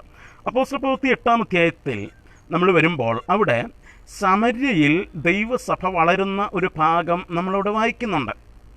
അവിടെ സമര്യയിൽ ആ ദൈവസഭ വളർന്നു കഴിഞ്ഞപ്പോൾ, യെരുസലേമിലെ സഭ അത് കേട്ട് കഴിഞ്ഞപ്പോൾ അവർക്ക് പരിശുദ്ധാത്മാവ് ലഭിക്കേണ്ടതിനായിട്ട്, അവർക്ക് വേണ്ടി പ്രാർത്ഥിക്കാനായിട്ട് യെരുസലേമിലെ സഭ പത്രോസിനെയും യോഹന്നാനെയും അവരുടെ അടുക്കിലേക്ക് അയച്ചു. അവർ അവിടെ ചെന്ന് ശമരിയിലെ ദൈവമക്കൾ അവർക്ക് പരിശുദ്ധാത്മാവ് ലഭിക്കേണ്ടതിന് വേണ്ടി അവരുടെ മേൽ കൈവച്ച് പ്രാർത്ഥിക്കുകയും അവർക്ക് പരിശുദ്ധാത്മാവ് ലഭിക്കുകയും ചെയ്യുന്നത് കണ്ടു. അപ്പോൾ അവിടെ സീമോൻ എന്ന് പറഞ്ഞ ഒരു വ്യക്തി അവിടെ ഉണ്ടായിരുന്നു. അപ്പം ഇത് കണ്ടു കഴിഞ്ഞപ്പോൾ, ശിമോൻ ഇത് കണ്ടു കഴിഞ്ഞപ്പോൾ ഇദ്ദേഹം അതിൻ്റെ 18-ാം വാക്യത്തിൽ, അപ്പോസ്തലപ്രവൃത്തി 8-ാം അധ്യായത്തിൻ്റെ 18-ാം വാക്യത്തിൽ തൊട്ട് നമ്മൾ വായിക്കുന്നു, അപ്പോസ്തലന്മാർ കൈവച്ചതിനാൽ പരിശുദ്ധാത്മാവ് ലഭിച്ചത് ശിമോൻ കണ്ടാറെ അവർക്ക് ദ്രവ്യം കൊണ്ടുവന്നു, അവർക്ക് പൈസ കൊണ്ടുവന്ന് കൊടുത്തു. അപ്പോസ്തലന്മാർക്ക് ഈ ശിമോൻ എന്ത് ചെയ്തു? പൈസ കൊണ്ടുവന്ന് കൊടുത്തിട്ട്, ഞാൻ ഒരുത്തൻ്റെ മേൽ കൈവച്ചാൽ അവന് പരിശുദ്ധാത്മാവ് ലഭിക്കാൻ തക്കവണ്ണം ഈ അധികാരം എനിക്കും തരണം എന്ന് പറഞ്ഞു. അപ്പോൾ ഈ സൂം മീറ്റിങ്ങിൽ പ്രസംഗിക്കാനായിട്ട് പൈസ കിട്ടിയാലേ പ്രസംഗിക്കൂ എന്ന് പറയുന്ന ഇവരുടെയൊക്കെ അടുക്കലാണ് ശിമോൻ വന്നിട്ട് പണം കൊണ്ട് കൊടുത്തിട്ട്, എനിക്ക് ഈ അധികാരം തരണം എന്ന് പറഞ്ഞു കഴിഞ്ഞാൽ ഇവരെപ്പോൾ കൊടുത്തെന്ന് ചോദിച്ചാൽ മതി അല്ലേ? ഇന്ന് പലരും പറയുന്നതൊക്കെ കേട്ടിട്ടുണ്ട്, എനിക്കറിയത്തില്ല, പലരും പറയുന്നത് കേട്ടിട്ടുണ്ട്. ഇവിടുത്തെ പല പ്രസ്ഥാനങ്ങളുടെയും സെൻട്രൽ പാസ്റ്റർമാരും നേതാക്കന്മാരും ഒക്കെ പൈസ കൊടുത്തായതാണ്. നേതാക്കന്മാർക്ക് പണം കൊടുത്തു കഴിഞ്ഞാൽ സെൻട്രൽ പാസ്റ്ററൊക്കെ ആകാമെന്നൊക്കെ കേട്ടിട്ടുണ്ട്. എനിക്കറിയത്തില്ല, ഞാൻ പൈസ കൊടുക്കാൻ പോയിട്ടുമില്ല, സെൻട്രൽ പാസ്റ്റർ ആകാനും പോയിട്ടില്ല, എനിക്ക് അതിനൊട്ട് താല്പര്യമില്ല. പിന്നെ വലിയ വലിയ സഭകൾ കിട്ടാനൊക്കെ സെൻട്രൽ പാസ്റ്റർമാർക്കും നേതാക്കന്മാർക്കും ഒക്കെ പണം കൊടുത്താണ് വാങ്ങുന്നതെന്നൊക്കെ ആൾക്കാർ പറയുന്നുണ്ട്. എനിക്കറിയില്ല, അതിൻ്റെ ഒന്നും യാഥാർത്ഥ്യം എനിക്കല്ല. എന്തായാലും ഞാനീ പറഞ്ഞ ഈ ഫോൺ സംഭാഷണം നടത്തിയിരുന്ന പാസ്റ്റർമാരടുത്താണ് ഈ ശിമോൻ പൈസയും കൊണ്ട് എന്നിരുന്നെങ്കിൽ അവർ തീർച്ചയായിട്ടും ആ ശിമോന് ആ അധികാരം കൊടുത്തേനെ. കാരണം അവർ ശുശ്രൂഷ പണം എങ്ങനെയും കിട്ടിക്കഴിഞ്ഞാൽ പണം കിട്ടുന്നിടത്ത് ശുശ്രൂഷിക്കാൻ വേണ്ടിയാണ് അവർ നിൽക്കുന്നതെന്നാണ് പറയുന്നത്. എന്നാൽ അപ്പോസ്തലനായ പത്രോസ് എന്താ ചെയ്തതെന്ന് ചോദിച്ചു കഴിഞ്ഞാൽ 20-ാം വാക്യത്തിൽ നമ്മൾ വായിക്കുന്നു, പത്രോസ് അവനോട്, ദൈവത്തിൻ്റെ ദാനം പണത്തിന് വാങ്ങിക്കൊള്ളാം എന്ന് നീ നിരൂപിക്കുകൊണ്ട് നിന്റെ പണം നിന്നോടുകൂടെ നശിച്ചു പോകട്ടെ എന്ന് പറഞ്ഞു. അപ്പം പത്രോസ് പറഞ്ഞു, പണം തരുന്നിടത്ത് ശുശ്രൂഷിക്കാനല്ല കർത്താവ് ഞങ്ങളെ അഭിഷേകം ചെയ്തത്, ശുശ്രൂഷിച്ച് പണം ഉണ്ടാക്കാനല്ല കർത്താവ് ഞങ്ങളെ അഭിഷേകം ചെയ്തത്. ഇന്ന് പകൽ എത്ര പേർക്ക് അങ്ങനെ ചങ്കുറ്റത്തോടെ പറയാനായിട്ട് ധൈര്യമുണ്ട്? കർത്താവിനെ അഭിഷേകം ചെയ്ത് ശുശ്രൂഷിച്ച് പണം ഉണ്ടാക്കാനല്ല, കർത്താവ് എനിക്ക് ആവശ്യമുള്ളത് തരും, അതിന് ശുശ്രൂഷ ഒരു മുഖാന്തരാക്കേണ്ട ആവശ്യമില്ലെന്ന് പറയാൻ എത്ര പേർക്ക് ധൈര്യമുണ്ട്? ആ ഒരു ധൈര്യം നമുക്ക് വേണം പ്രിയപ്പെട്ടവരെ. കാരണം നമ്മുടെ കർത്താവ് വിശ്വസ്തനാണ്, അവൻ നമുക്ക് വേണ്ടത് തരുന്നവനാണ്. ഞാനിത് പറയുമ്പോൾ വിശ്വാസികളോടൊരു വാക്ക് എനിക്ക് പറയാനായിട്ടുള്ള ഉത്തരവാദിത്വമുണ്ട്. ഞാൻ കർത്താവിൻ്റെ ദാസന്മാർ പണം ഉണ്ടാക്കാനായിട്ട് ശുശ്രൂഷിക്കരുത് എന്ന് പറയുമ്പോൾ വിശ്വാസികൾ ഇത് തെറ്റിദ്ധരിക്കരുത്. വിശ്വാസികളോട് ദൈവത്തിൻ്റെ വചനം വ്യക്തമായിട്ട് കൽപ്പന കൊടുക്കുന്നുണ്ട്. നിങ്ങളുടെ ഇടയിൽ ശുശ്രൂഷിക്കുന്ന ശുശ്രൂഷകന്മാർക്ക് നിങ്ങളുടെ സകല നന്മയിൽ നിന്നും ഒരു ഓഹരി കൊടുക്കണം എന്ന് ദൈവവചനം വ്യക്തമായിട്ട് ഓർപ്പിക്കുന്നുണ്ട്. അതുകൂടെ ഞാനിവിടെ പറയാതെ പോയി കഴിഞ്ഞാൽ അതൊരു തെറ്റാണ്. അതുകൊണ്ട് അതുകൂടെ ഞാനിവിടെ പറഞ്ഞിട്ട് ഞാൻ മുമ്പോട്ടേക്ക് പോകാം. ഇത് കേൾക്കുന്ന വിശ്വാസികൾ നിങ്ങൾ മനസ്സിലാക്കണം, നിങ്ങളുടെ ഉത്തരവാദിത്തമാണ് നിങ്ങളുടെ ഇടയിൽ ശുശ്രൂഷിക്കുന്ന കർത്താവദാസന്മാർക്ക് സാമ്പത്തിക നന്മകൾ കൊടുക്കുക എന്നുള്ളത് നിങ്ങളുടെ ഉത്തരവാദിത്തമാണ്. എന്നാൽ ഞാനിവിടെ പറയുന്നത്, സാമ്പത്തിക നന്മയ്ക്ക് വേണ്ടിയാണ് ഒരുവൻ ശുശ്രൂഷിക്കുന്നതെങ്കിൽ അവനെ നിങ്ങൾ ഉൾക്കൊള്ളേണ്ട ആവശ്യമില്ല. അതാണ് ഞാനിവിടെ പറയുന്നത്. ശുശ്രൂഷിക്കുന്നവർക്ക് നിങ്ങൾ കൊടുക്കാനായിട്ട് ബാധ്യസ്ഥരാണ്. എന്നാൽ ശുശ്രൂഷ ചെയ്യുന്നതും സാമ്പത്തിക നേട്ടത്തിന് വേണ്ടിയാണെന്ന് വന്നാൽ നിങ്ങൾ അവരെ അംഗീകരിക്കേണ്ട ആവശ്യമില്ല. അപ്പോൾ ഇവിടെ പത്രോസ് പറയുന്നത്, ദൈവത്തിൻ്റെ ദാനം പണത്തിന് വാങ്ങിക്കൊള്ളാം എന്ന് നീ നിരൂപിക്കൊണ്ട് നിന്റെ പണം നിന്നോടുകൂടെ നശിച്ചു പോകട്ടെ. ഇന്നായിരുന്നെങ്കിൽ പത്രോസ് ഇവരോടൊക്കെ പറഞ്ഞേനെ, ദൈവത്തിൻ്റെ ദാനം പണത്തിന് വേണ്ടി വിൽക്കാം എന്ന് നീ നിരൂപിക്കുന്നതുകൊണ്ട് നിന്റെ പണം നിന്നോടുകൂടെ നശിച്ചു പോട്ടെ എന്നായിരിക്കും പത്രോസ് ഇന്നത്തെ കാലത്താണെങ്കിൽ ഈ സൂം മീറ്റിങ്ങിലെ പാസ്റ്റർമാരോടൊക്കെ പറയുക. പണം കിട്ടിയാലേ പ്രസംഗിക്കത്തുള്ളൂ എന്ന് പറയുന്ന അച്ചായന്മാരൊക്കെ ഉണ്ടല്ലോ, അവരോട് പത്രോസ് ഇന്നായിരുന്നെങ്കിൽ പറഞ്ഞേനെ, നിങ്ങൾ ദൈവത്തിൻ്റെ ദാനം പണത്തിന് വിൽക്കാമെന്ന് ചിന്തിക്കുന്നതുകൊണ്ട് നിങ്ങളുടെ പണം നിങ്ങളോടുകൂടെ നശിച്ചു പോകട്ടെ എന്നേ പറയത്തുള്ളൂ. എന്നിട്ട് പത്രോസ് പറയുക, നിന്റെ ഹൃദയം ദൈവസന്നിധിയിൽ നേരുള്ളതല്ല. ഇതാ എനിക്കും പറയാനുള്ളത്. പണത്തിന് വേണ്ടി ശുശ്രൂഷിക്കുന്നവരുടെ ഹൃദയം ദൈവസന്നിധിയിൽ നേരുള്ളതല്ല. അവർ ശുശ്രൂഷയല്ല, അവർക്ക് വിഷയം പണമാണ് വിഷയം. അതുകൊണ്ട് ഈ കാര്യത്തിൽ നിനക്ക് പങ്കും ഓഹരിയുമില്ല. ദൈവിക ശുശ്രൂഷയും പണവും തമ്മിൽ ബന്ധിപ്പിക്കുന്നവർക്ക് ശുശ്രൂഷയ്ക്കകത്ത് പങ്കുമില്ല, ഓഹരിയുമില്ല. ദൈവത്തിൻ്റെ മുമ്പിൽ മനസ്സിലാക്കണം, കൃത്യമായിട്ട് മനസ്സിലാക്കിയിരിക്കണം. പിന്നെ ഇനി പങ്കും ഓഹരിയും കിട്ടണമെന്നുണ്ടെങ്കിൽ നീ എന്ത് ചെയ്യണം? നീ ഈ വഷളത്വം വിട്ട് മാനസാന്തരപ്പെട്ട് കർത്താവിനോട് പ്രാർത്ഥിക്കുക. എന്താ വഷളത്വം? അയാൾ വ്യഭിചരിക്കാൻ പോയതല്ല, കള്ളു കുടിച്ചതല്ല വഷളത്വം, മോഷ്ടിച്ചതല്ല വഷളത്വം, ആരെങ്കിലും കുത്തിക്കൊന്നതല്ല വഷളത്വം. പിന്നെന്താ വഷളത്വം? പണത്തെ, ദൈവിക ശുശ്രൂഷയെയും പണത്തെയും തമ്മിൽ ബന്ധിപ്പിച്ചതാ വഷളത്വം. പത്രോസ് പറഞ്ഞു, ആ വഷളത്വം നീ വിട്ട് പിന്തിരിഞ്ഞാൽ നിനക്കൊരു പക്ഷേ ദൈവസന്നിധിയിൽ ക്ഷമ ലഭിക്കുമായിരിക്കുമെന്ന്. പ്രിയമുള്ളവരെ, ഇന്ന് പകൽക്കാലം വ്യക്തമായിട്ട് നമ്മൾ മനസ്സിലാക്കണം, ദൈവിക ശുശ്രൂഷയും ദൈവിക അഭിഷേകവും നമുക്ക് പണമുണ്ടാക്കാനായിട്ടുള്ളതല്ല, അത് ദൈവസഭയുടെ ആത്മീക വർദ്ധവിനായിട്ടുള്ളതാണ്. പിന്നെയുള്ളവരെ, പണം നമുക്ക് ആവശ്യമുണ്ടോ എന്ന് ചോദിച്ചാൽ ആവശ്യമുണ്ട്. ഒരു ശുശ്രൂഷകന് പണം ആവശ്യമുണ്ട്. ഈ ശുശ്രൂഷകന് പണം ആവശ്യമുള്ളപ്പോൾ ഈ ശുശ്രൂഷകന് പണം കൊടുക്കാനായിട്ടുള്ള ഉത്തരവാദിത്വം, ഭൗതിക നന്മകൾ കൊടുക്കാനായിട്ടുള്ള ഉത്തരവാദിത്വം ഞാൻ നേരത്തെ പറഞ്ഞ പോലെ ആ സഭയിലെ ദൈവമക്കൾക്ക് ഉണ്ട്. ഗലാത്യ ലേഖനം 6-ാം അധ്യായത്തിൽ നമ്മൾ വായിക്കുന്ന ഒരു കാര്യമുണ്ട്, വചനം പഠിക്കുന്നവൻ പഠിപ്പിക്കുന്നവന് എല്ലാ നന്മയിലും ഓഹരി കൊടുക്കണം. തീർച്ചയായിട്ടും ദൈവവചനം കേൾക്കുന്നവർക്ക്, അല്ലെങ്കിൽ നിങ്ങളുടെ സഭയിലെ ശുശ്രൂഷകന്മാർക്ക് കൊടുക്കുക എന്നുള്ളത് നിങ്ങളുടെ ഉത്തരവാദിത്വമാണ്. പക്ഷേ ദൈവിക ശുശ്രൂഷകന്മാർ അവർ ഒരിക്കലും പണത്തിന് വേണ്ടി ശുശ്രൂഷിക്കാനായിട്ട് പാടില്ല. ഇതാണ് ഇവിടുത്തെ വിഷയം. അപ്പം ഇനി ഒരു സഭയിൽ നിന്നുള്ള വരുമാനം അവർക്ക് തികയുന്നില്ലെങ്കിൽ അവരെന്താ ചെയ്യേണ്ടത് എന്ന് വ്യക്തമായിട്ട് വചനം നമ്മൾ പഠിപ്പിക്കുന്നുണ്ട്. ഇപ്പം ശുശ്രൂഷകൻ എന്നുള്ള നിലയിൽ എനിക്ക് പൈസയ്ക്ക് കുറച്ച് കൂടുതൽ ആവശ്യം വന്നു, അങ്ങനെ വരുന്നത് തെറ്റൊന്നുമല്ല. അങ്ങനെ വന്നു കഴിഞ്ഞാൽ എന്താ ചെയ്യുന്നത് എന്ന് അപ്പോസ്തലനായ പൗലോസിൻ്റെ തന്നെ ഒരു ഭാഗം ഞാൻ നിങ്ങളുടെ ശ്രദ്ധയിലേക്ക് കൊണ്ടുവരാം. 1 കൊരിന്ത്യർ ലേഖനം 9-ാം അധ്യായത്തിൽ നമ്മൾ വായിക്കുന്ന ഒരു കാര്യമുണ്ട്. അവിടെ ഈ 1 കൊരിന്ത്യർ ലേഖനം 9-ാം അധ്യായം എന്ന് പറയുന്നത് അപ്പോസ്തലനായ പൗലോസ് തങ്ങളുടെ ശുശ്രൂഷയെക്കുറിച്ച് വിശദമായിട്ട് പറയുന്ന ഒരു ഭാഗമാണ് അവിടെ. അപ്പം അതിൻ്റെ എന്താണ് 5-ാം വാക്യം മുതൽ 4-ാം വാക്യം മുതൽ പൗലോസ് കർത്താവിൻ്റെ വേല ചെയ്യുന്നവർ, കർത്താവിൻ്റെ വേല കൊണ്ട്, അല്ലെങ്കിൽ സുവിശേഷം അറിയിക്കുന്നവർ സുവിശേഷം കൊണ്ട് ഉപജീവനം കഴിക്കണം എന്നുള്ള ആ പ്രിൻസിപ്പിൾ വ്യക്തമായിട്ട് പറഞ്ഞു കഴിഞ്ഞിട്ട് 15-ാം വാക്യം തൊട്ട് പൗലോസ് മറ്റൊരു കാര്യം അവിടെ പറയുകയാണ്. ഞാൻ ആ ഭാഗമാണ് നിങ്ങളോട് സംസാരിക്കാനായിട്ട് ആഗ്രഹിക്കുന്നത്. 1 കൊരിന്ത്യർ ലേഖനം 9-ാം അധ്യായത്തിൻ്റെ 15-ാം വാക്യം അവിടെ പറയുന്നു, എങ്കിലും ഇത് ഒന്നും ഞാൻ പ്രയോഗിച്ചിട്ടില്ല. എന്താ? ഈ സുവിശേഷ വേലയിൽ സുവിശേഷ വേല കൊണ്ട് ഉപജീവിക്കണമെന്ന് കർത്താവ് പറഞ്ഞിട്ടുണ്ടെങ്കിലും അത് ആ ഒരു അധികാരം ഞാൻ എന്ത് ചെയ്തിട്ടില്ല, ഉപയോഗിച്ചിട്ടില്ല.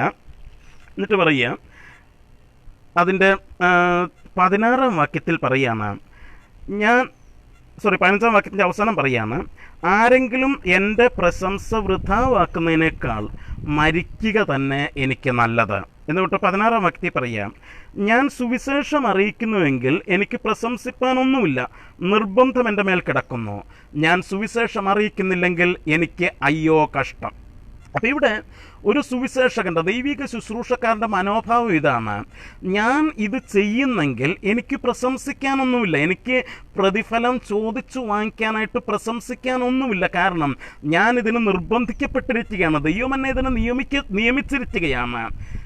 ഞാനിത് ചെയ്യുന്നില്ലെങ്കിൽ എനിക്ക് അയ്യോ കഷ്ടം. അപ്പോൾ അവിടെ പറഞ്ഞത് പൈസ കിട്ടിക്കഴിയുമ്പോഴേ ഞാനത് ചെയ്യത്തുള്ളൂ എന്ന് പറഞ്ഞു കഴിഞ്ഞാൽ പൗലോസിൻ്റെ ഭാഷയിൽ അവന് അയ്യോ കഷ്ടം എന്നേ പറയാനായിട്ട് പറ്റുള്ളൂ. അപ്പം എന്താണ്, ഞാൻ അറിയിക്കുന്നില്ലെങ്കിൽ എനിക്ക് അയ്യോ കഷ്ടം. ഞാനത് മനഃപൂർവ്വം നടത്തുന്നുവെങ്കിൽ എനിക്ക് പ്രതിഫലമുണ്ട്, മനഃപൂർവ്വമല്ലെങ്കിലും കാര്യം എങ്കിൽ ഫലമേൽപ്പിച്ചിരിക്കുന്നു. എന്നാൽ എൻ്റെ പ്രതിഫലമെന്ത്? ഞാൻ ഈ ശുശ്രൂഷയിൽ നിൽക്കുമ്പോൾ എൻ്റെ പ്രതിഫലമെന്ത് എന്ന് പൗലോസ് ചോദിക്കുകയാണ്. സുവിശേഷം അറിയിക്കുമ്പോൾ സുവിശേഷ ഘോഷണത്തിലുള്ള അധികാരം മുഴുവനും ഉപയോഗിക്കാതെ ഞാൻ സുവിശേഷ ഘോഷണം ചെലവ് കൂടാതെ നടത്തുന്നത് തന്നെ. എന്ന് വെച്ചാൽ മറ്റുള്ളവരുടെ കയ്യിൽ നിന്ന് പൈസ വാങ്ങിക്കാതെ ഞാൻ പ്രസംഗിക്കുന്നെങ്കിൽ അതിനാണ് സ്വർഗത്തിൽ എനിക്ക് കൂടുതൽ പ്രതിഫലമുള്ളത്.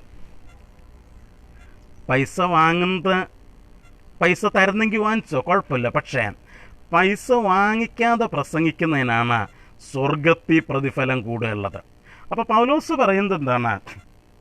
ഇവിടെ നമ്മൾ മനസ്സിലാക്കണം, പൗലോസ് മറ്റൊരു ഭാഗത്ത് പറയുന്നുണ്ട്, പൗലോസ് ഇങ്ങനത്തെ സാഹചര്യങ്ങൾ എങ്ങനെയാണ് താൻ മാനേജ് ചെയ്തതെന്ന് ചോദിച്ചാൽ താൻ സ്വന്തം കൈകൊണ്ട് വേല ചെയ്ത് അധ്വാനിച്ചെന്നാണ് പറഞ്ഞത്. സ്വന്തം കൈകൊണ്ട് വേല ചെയ്ത് അധ്വാനിച്ചു. എന്നിട്ട് പൗലോസ് പറയാം, അങ്ങനെ സ്വന്തം കൈകൊണ്ട് വേല ചെയ്ത് അധ്വാനിച്ച മറ്റുള്ളവരുടെ കയ്യിൽ നിന്ന് പൈസ വാങ്ങാതെ എൻ്റെ അധ്വാനത്തിൻ്റെ ഫലം ഞാൻ ശുശ്രൂഷയ്ക്ക് വേണ്ടി ചെലവിട്ട് ഞാൻ ശുശ്രൂഷ ചെയ്തത് കൊണ്ട് എനിക്ക് സ്വർഗത്തിൽ പ്രതിഫലം ഉണ്ടെന്നാണ് പറയുന്നത്. പ്രിയമുള്ളവരെ, ഞാൻ ഒരു കാര്യം പറയാം. ദൈവവചനത്തിൻ്റെ വെളിച്ചത്തിൽ ഒരു കർത്താവിൻ്റെ ദാസൻ എന്തെങ്കിലും ജോലി ചെയ്യുന്നത് തെറ്റാണെന്ന് ഞാൻ ചിന്തിക്കുന്നില്ല. ജോലി ചെയ്യുന്നത് തെറ്റാണെന്ന് ഞാൻ ചിന്തിക്കുന്നില്ല. കാരണം മറ്റുള്ളവരുടെ മുമ്പിൽ ശുശ്രൂഷയെ ഒരു ധനസമ്പാദന മാർഗമായിട്ട് ഉപയോഗിക്കുന്നതിനേക്കാൾ എത്രയോ നല്ലതാണ്. അവന് പൈസയ്ക്ക് ആവശ്യമുണ്ടെങ്കിൽ ഒരു ജോലി ചെയ്യുന്ന വലിയ തെറ്റാണെന്ന് എനിക്ക് തോന്നുന്നില്ല. കാരണം ഞാനിത് രണ്ടും ചെയ്തിട്ടുണ്ട്, ഇപ്പോഴും ചെയ്യുന്നുണ്ട്. അപ്പം ഇവിടെ നമ്മൾ മനസ്സിലാക്കണം, ദൈവം നമ്മെ അഭിഷേകം ചെയ്തിരിക്കുന്നത് പണം ഉണ്ടാക്കാൻ വേണ്ടിയല്ല, അത് സഭയുടെ ആത്മീക വർധനവിന് വേണ്ടിയാണ്. ദൈവം നമ്മുടെ കാര്യങ്ങളൊക്കെ നടത്തിത്തരും. എന്നാൽ എന്താണ്, ദൈവം അതിന് നടത്തിത്തരാനായിട്ട് ദൈവം വിശ്വസ്തനാണ്. അപ്പോൾ തന്നെ ഞാൻ ദൈവിക ശുശ്രൂഷ ചെയ്യുന്നത് ഒരിക്കലും പണത്തിന് വേണ്ടി ആയിരിക്കരുത്. അപ്പോൾ ഇവിടെ എന്താണ്, ആ 9-ാം അധ്യായത്തിൻ്റെ 6-ാം വാക്യത്തിൽ പൗലോസ് ചോദിക്കുകയാണ്, വേല ചെയ്യാതിരിപ്പാൻ എനിക്കും ബർണ്ണബാസിനും മാത്രം അധികാരമില്ല എന്നുണ്ടോ എന്ന്. അപ്പോൾ പൗലോസ് അന്ന് എന്ത് ചെയ്യുന്നുണ്ട്? വേല ചെയ്യുന്നുണ്ട്, ഒരു ജോലി ചെയ്തുകൊണ്ട്, കൂടാരപ്പണി ചെയ്തുകൊണ്ട്. പൗലോസിൻ്റെ തൊഴിൽ കൂടാരപ്പണിയായിരുന്നു. അപ്പോസ്തല പ്രവൃത്തികളൊക്കെ വായിക്കുമ്പോഴും മറ്റ് സ്ഥലങ്ങളിലുമൊക്കെ നമ്മൾ വായിക്കുന്നത് പൈസയ്ക്ക് ശുശ്രൂഷ ഒരിക്കലും പണം ഉണ്ടാക്കാനുള്ള ഒരു ഉപാധിയായിട്ട് പൗലോസ് ഉപയോഗിച്ചില്ല എന്നുള്ളതാണ്. പണമുണ്ടാക്കാനുള്ള ഒരു ഉപാധിയായിട്ട് താൻ ഒരിക്കലും ശുശ്രൂഷ ഉപയോഗിച്ചില്ല. പകരം പണമുണ്ടാക്കേണ്ടി വരികയാണെങ്കിൽ അതിന് മറ്റെന്തെങ്കിലും തൊഴിൽ ചെയ്യാനായിട്ട് അദ്ദേഹം തയ്യാറായിരുന്നു. പണം ഉണ്ടാക്കേണ്ട ആവശ്യമില്ല, എന്നാൽ തനിക്ക് പണം ഉണ്ടാകേണ്ട ആവശ്യം എന്തെങ്കിലും ഉണ്ടെങ്കിൽ താൻ തൊഴിൽ ചെയ്യാനായിട്ട് തയ്യാറായിരുന്നുവെന്ന് ദൈവവചനം പഠിക്കുമ്പോൾ നമുക്ക് മനസ്സിലാക്കാനായിട്ട് കഴിയുന്നുണ്ട്. പ്രിയമുള്ളവരെ, ഞാൻ പറഞ്ഞത് പൂർണ്ണ സമയം കർത്താവിൻ്റെ വേല ചെയ്യാൻ പറ്റിയ നല്ല കാര്യമാണ്. പക്ഷേ ഞാൻ പറഞ്ഞത് പൂർണ്ണ സമയം കർത്താവിൻ്റെ വേല ചെയ്യുക എന്ന് പറഞ്ഞാൽ അത് പണമുണ്ടാക്കാനുള്ളൊരു മാർഗമായിട്ട് അത് മാറരുത്. തീർച്ചയായിട്ടും പണത്തിൻ്റെ ആവശ്യങ്ങൾ അതിലൂടെ നിറവേറിപ്പോകുമെങ്കിൽ കുഴപ്പമില്ല, നല്ല കാര്യം. അല്ലെങ്കിൽ പണം ആവശ്യമായിട്ട് വന്നു കഴിഞ്ഞാൽ ശുശ്രൂഷ അതിൻ്റെ ഒരു മുഖാന്തരമാക്കരുത്. ശുശ്രൂഷയല്ല പണമുണ്ടാക്കാനുള്ള മുഖാന്തരം. പണത്തിന് ആവശ്യമുണ്ടെങ്കിൽ നിങ്ങൾക്ക് ധൈര്യമായിട്ട് ഒരു തൊഴിൽ ചെയ്യുന്നതുകൊണ്ട് കുഴപ്പമൊന്നുമില്ല. അപ്പോൾ ഇവിടെ നമ്മൾ പറഞ്ഞു വന്നത്, ദൈവം നമ്മെ അഭിഷേകം ചെയ്തിരിക്കുന്നത് തീർച്ചയായിട്ടും പണമുണ്ടാക്കാനായിട്ടല്ല, സഭയുടെ ആത്മീക വർധനവിന് വേണ്ടിയാണ്. ഇത് നമ്മൾ വ്യക്തമായിട്ട് മനസ്സിലാക്കണം. പ്രിയമുള്ളവരെ, അപ്പോസ്തലനായ പൗലോസ് പറയുകയാണ്, ഞങ്ങളെ അഭിഷേകം ചെയ്തത് ദൈവമാണ്. എന്താ നമ്മൾ പറഞ്ഞത്? അഭിഷേകം ചെയ്യുക എന്ന് പറയുമ്പോൾ അത് എന്താണ്? ഒരു പ്രത്യേക ദൗത്യം നിർവഹിക്കാനായിട്ട്, ഒരു പ്രത്യേക ഉത്തരവാദിത്വം നിർവഹിക്കാനായിട്ട്, അതിനുവേണ്ടി വേർതിരിക്കുകയും അതിനുവേണ്ടി അധികാരപ്പെടുത്തുകയും ചെയ്യുന്ന പ്രക്രിയയ്ക്കാണ് അഭിഷേകം ചെയ്യുക എന്ന് പറയുന്നത്. അപ്പോസ്തലനായ പൗലോസ് ഇവിടെ പറയുന്നു, ഞങ്ങളെ ദൈവം തിരഞ്ഞെടുത്തതാണ്, ഞങ്ങളെ ദൈവം അതിനുവേണ്ടി വേർതിരിച്ചതാണ്, ഞങ്ങളെ ദൈവം അതിനുവേണ്ടി അധികാരപ്പെടുത്തിയിട്ടുണ്ട്. ഇന്ന് പകൽക്കാലം ഈ ഒരു ഉറപ്പ് നമുക്കുണ്ടോ? ദൈവം എന്നെ ശുശ്രൂഷയ്ക്ക് വേണ്ടി നിയമിച്ചിട്ടുണ്ടെന്നുള്ള ഉറപ്പ് നമുക്കുണ്ടോ? ഈ ഒരു അഭിഷേകം ദൈവം എൻ്റെ മേൽ തന്നിട്ടുണ്ട്, ഈ ഒരു അധികാരം, ഈ ഒരു നിയമനം ദൈവം എനിക്ക് തന്നിട്ടുണ്ടെന്ന് നമുക്ക് ഉറപ്പുണ്ടോ? ഉണ്ടെങ്കിൽ നമ്മളതിൻ്റെ ഉത്തരവാദിത്തം മറക്കരുത്. എന്തിനു വേണ്ടിയാണ് ഈ അഭിഷേകം നമുക്ക് തന്നത് എന്നുള്ളത് നമ്മൾ മറക്കരുത്. അത് ദൈവം നമുക്ക് തന്നിരിക്കുന്നത് പണമുണ്ടാക്കാനായിട്ടുള്ളൊരു ഉപാധിയായിട്ടല്ല, പിന്നെയോ ശുശ്രൂഷയുടെ, ദൈവസഭയുടെ ആത്മീക വർധനവിന് വേണ്ടിയാണ്. പ്രതിഫലം തരുന്നത് കർത്താവാണ്.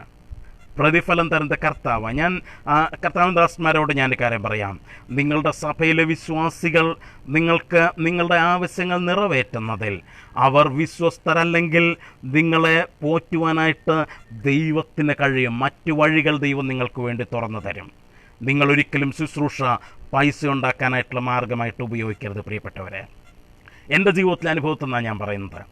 കാരണം ഞാൻ തുച്ഛമായിട്ടുള്ള ദശാംശത്തിൻ്റെ, സഭയിൽ നിന്ന് കിട്ടുന്ന തുച്ഛമായിട്ടുള്ള വരുമാനത്തിൽ ഞാൻ ശുശ്രൂഷിച്ചിട്ടുണ്ട്. പക്ഷേ ഒരു നേരം പോലും പട്ടിണി കിടക്കാനായിട്ട് ദൈവം എന്നെ അനുവദിച്ചിട്ടില്ല. അന്നും ഞാൻ ആരോടും പൈസയ്ക്ക് കണക്ക് പറഞ്ഞിട്ടില്ല, പൈസയുടെ കാര്യം ഞാൻ സംസാരിച്ചിട്ടുമില്ല. ഞാൻ ഓർക്കുന്നുണ്ട്, ഞാനൊരു സഭയിൽ ശുശ്രൂഷിച്ചിരുന്നപ്പോൾ അവിടെ ഗൾഫിൽ ഷാർജയിൽ ജോലി ചെയ്യുന്ന ഒരു ടീച്ചറുണ്ടായിരുന്നു. അവർ ഞങ്ങളവിടെ ചാർജ് എടുത്തേ പിന്നെ ആദ്യമായിട്ട് നാട്ടിൽ വരിക. അവർ നാട്ടിൽ വന്ന് ഏകദേശം 1 മാസത്തോ 1-2 മാസം അവിടെ ഉണ്ടായിരുന്നു. അപ്പോൾ പല പ്രാവശ്യം ചർച്ചിൽ വരികയും മീറ്റിങ്ങൊക്കെ വരികയും ഞങ്ങളുടെ അടുത്ത് വരികയും പോവുകയൊക്കെ ചെയ്യുമായിരുന്നു. പക്ഷേ 5 പൈസ പോലും ഞങ്ങൾക്ക് അവർ തന്നിട്ടില്ല. ഞാൻ തരാത്തതിൻ്റെ പേരിൽ എനിക്ക് ദുഃഖമൊന്നുമില്ല, തന്നിട്ടില്ല. ഞാൻ വേറൊരു കാര്യം പറയാനാണ് വരുന്നത്. അപ്പം കുറേ ദിവസം കഴിഞ്ഞപ്പം ഇവർ അപ്പം ഞങ്ങൾ അറിയുന്നുണ്ട് ഇവർ നേരത്തെ അവിടെ ഉണ്ടായിരുന്ന ശുശ്രൂഷന്മാരുടെ സഭകളിൽ പോവുകയും അവർക്ക് പൈസ കൊടുക്കുകയൊക്കെ ചെയ്യുന്നതൊക്കെ ഞങ്ങൾ അറിയുന്നുണ്ട്. ഞങ്ങളൊന്നും മൈൻഡ് ചെയ്യാനേ പോയിട്ടില്ല. അപ്പം ഞാൻ പറഞ്ഞു തന്നതൊന്നുമില്ല, ഞങ്ങൾക്ക് അതിനകത്ത് കംപ്ലയിൻ്റ് ഒന്നുമില്ല. ഞാൻ വേറൊരു കാര്യം പറയാനാണ് വരുന്നത്. അപ്പോൾ അവിടെ കുറേ ദിവസം കഴിഞ്ഞ് ഇവർ പോകാറായ സമയത്ത് ഒരു ദിവസം ഇവർ പോകുന്നതിന് വേണ്ടി ഒരു സ്തോത്ര പ്രാർത്ഥന സഭയിൽ ക്രമീകരിച്ചു. പോവുകയാണ്. അപ്പോൾ അതിന് തൊട്ടുമ്പോൾ ഒരു പ്രാർത്ഥന സഭയിൽ ക്രമീകരിച്ചു. ആ പ്രാർത്ഥന കഴിഞ്ഞ് അന്ന് എല്ലാവർക്കും ഫുഡ് ക്രമീകരിച്ചിട്ടുണ്ടായിരുന്നു.